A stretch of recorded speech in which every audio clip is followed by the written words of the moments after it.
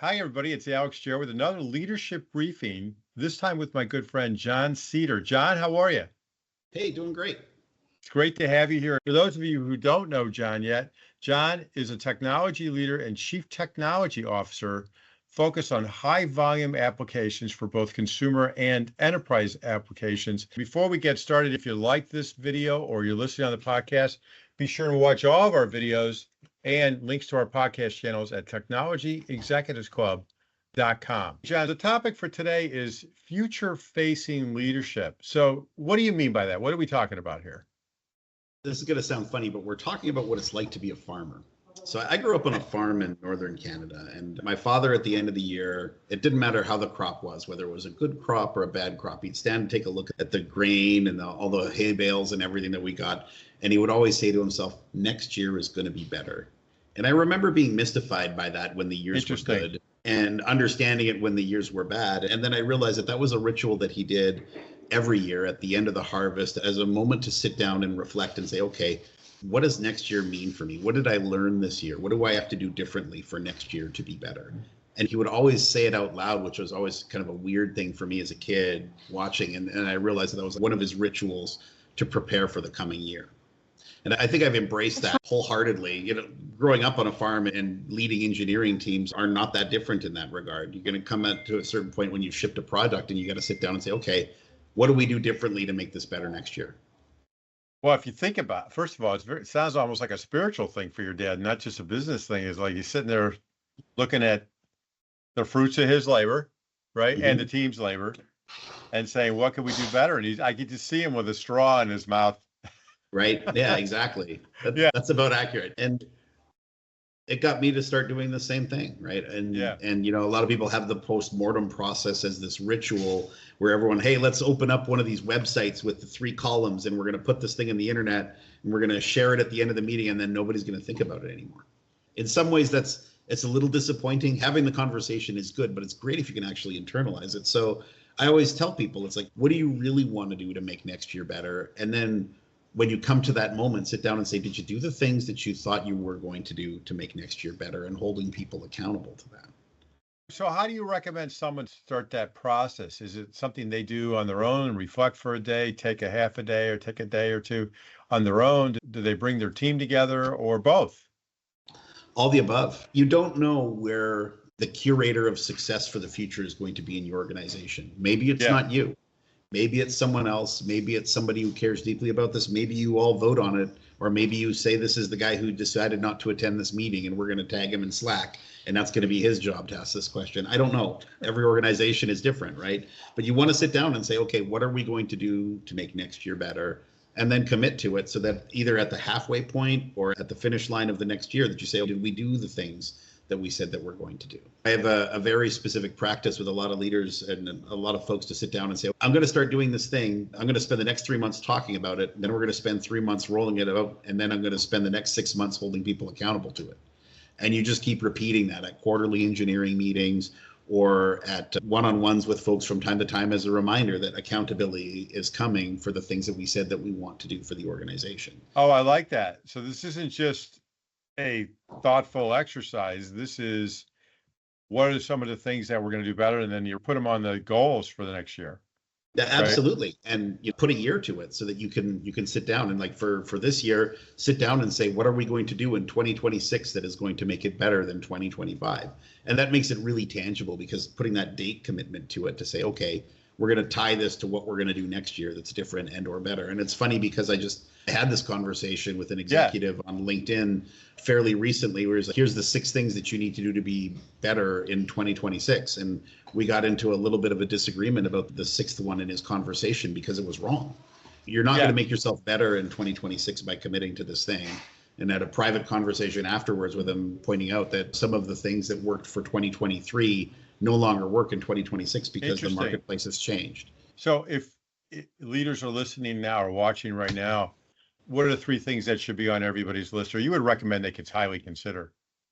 And another conversation I had this morning, which was really exciting, was with a product leader who asked me as a product person to take a look at a PR that they put up from something they vibe coded. This is a non-engineering leader who sat down with Cursor over the weekend and did some changes to a product to sit down and say, I need to test some of this stuff out. I need to see how these tools work. So very obviously, the number one thing you would put on that list is, what are you doing in 2026 with AI?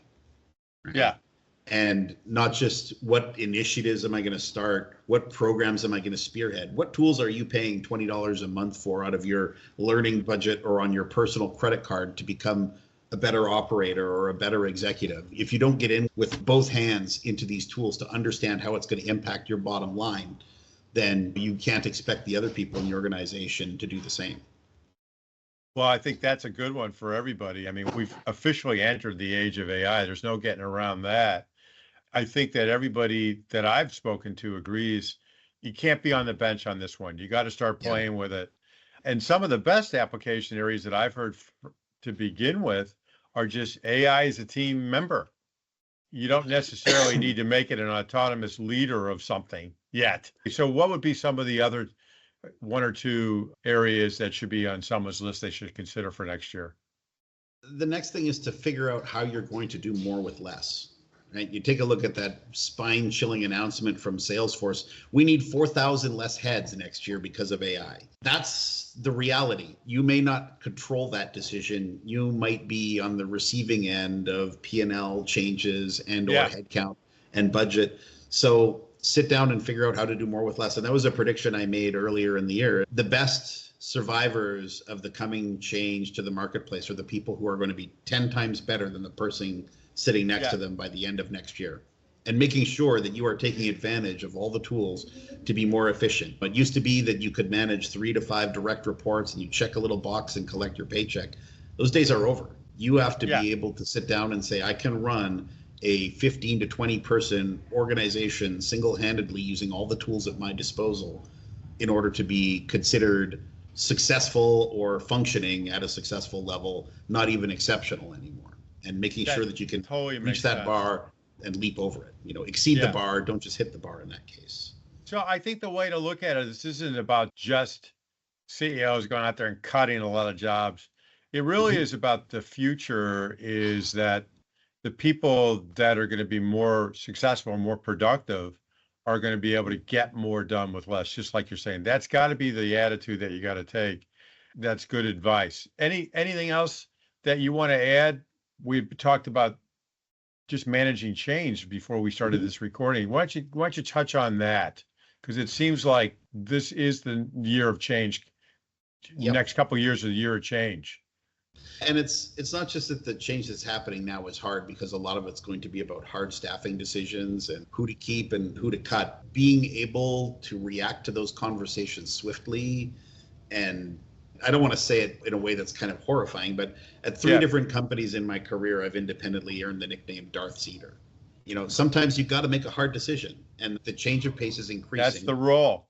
It's the role. That's right. And the pace of change that's happening now is only going to increase. So you're going to have to make hard decisions very quickly to be successful with your organizations as the shape of the future changes, and knowing, here are my best performers, here are the people who are embracing these tools, here are the people who are struggling with these tools, and sitting down and saying, you know what, we've given this person 3 at-bats, it's time to trade them down, because they're not going to be successful with the rest of us who've embraced this change. And I get into long philosophical arguments about this with a lot of people who are like, hey, look at these lawsuits that are being won because these tools were trained illegally.